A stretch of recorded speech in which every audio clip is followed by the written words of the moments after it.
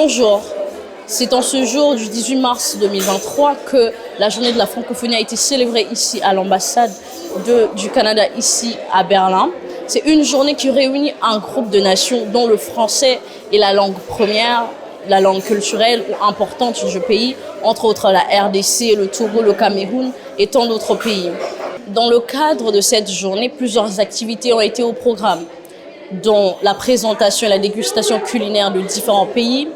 Il y a eu de la musique et aussi la projection des différents documentaires, des mini-films. Nous sommes en présence de son Excellence Lorenzo Ravano. Que pensez-vous de l'impact qu'a la francophonie ici en Allemagne? Écoutez, la francophonie a un impact très important dans le monde, de par sa mission qui est de préserver et de promouvoir la langue et la culture française.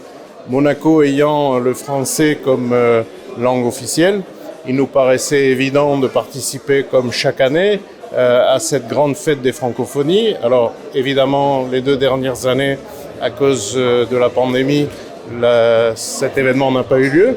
Donc nous sommes ravis d'être, entre guillemets, de retour avec nos collègues des ambassades des pays membres de la francophonie pour célébrer les valeurs, la culture, la langue, également les aspects culinaires de chaque pays et promouvoir les cultures de chacun dans le respect et dans la découverte. Quelles sont vos attentes par rapport à cette journée? Comment voyez-vous l'impact de la francophonie dans les années à venir?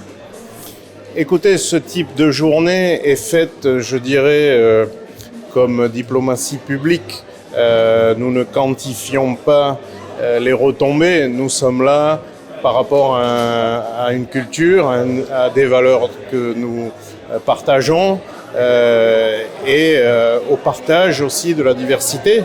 Donc je dirais que lorsque vous participez à ce type d'événement, vous le faites de manière, entre guillemets, bénévole, c'est-à-dire que vous le faites à fond perdu, dans l'espoir de faire découvrir aux jeunes générations également, à tous les Allemands qui sont sur Berlin, ce que veut dire la francophonie, la richesse que nous avons chacun dans nos pays respectifs, sans pour autant pouvoir exactement calculer quelles sont les retombées.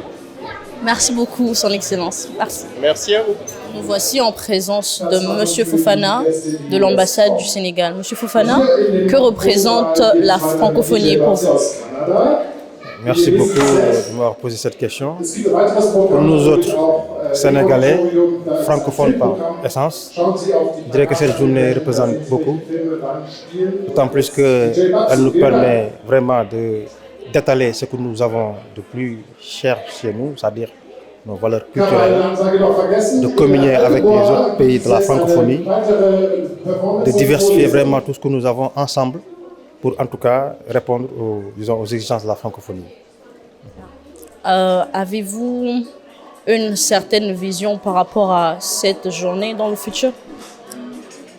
Oui, disons que c'est une journée qui nous permet d'abord d'être en contact avec les autres pays membres de la francophonie.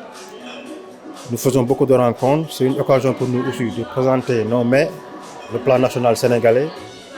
Et voilà, ne serait-ce que pour ça, je crois que la participation en valait la peine. Merci Fatima. Fatima, que constatez-vous par rapport à l'impact qu'a la francophonie ici en Allemagne? Pour moi, je vois, comme on constate tous, je vois ça avance normalement quand il se doit. C'est vrai, à l'extérieur, les gens ne parlent pas français et uniquement l'allemand, mais avec ce monde, je me rends compte qu'il y a des Français en allemand et c'est vraiment génial, en fait, de voir tout ce monde s'exprimer en français et en anglais aussi surtout, mais ça avance très bien. Au micro d'Afrosynthèse, je suis en présence de 2 artistes qui ont presté en ce jour de la francophonie et nous allons prendre leur impression.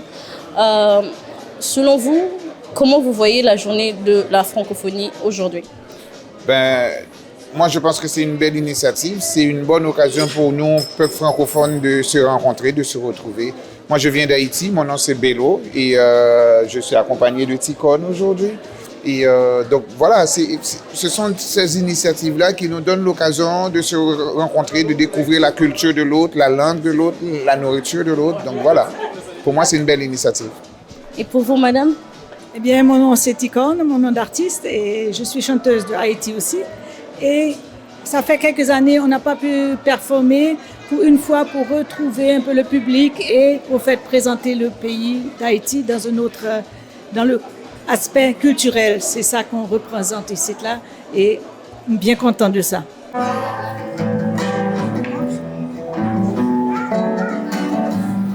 La vie a ses couillons pour le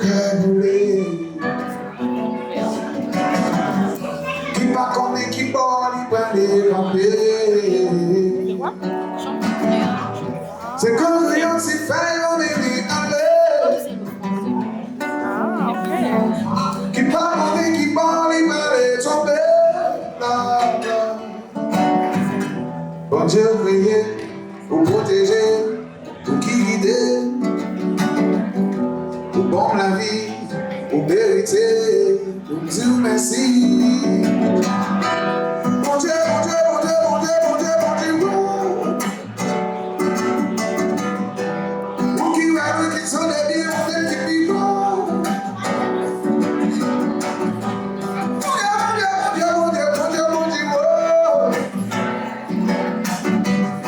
Pour qui rêve, qui sont des biens, pour bon aimer.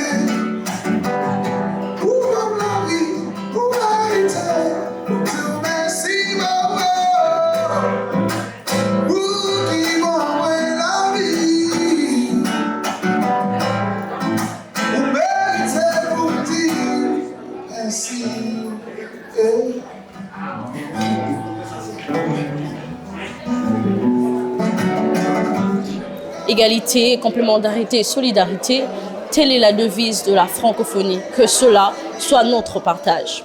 C'était Eunice Kilouba au micro d'Afrosynthèse.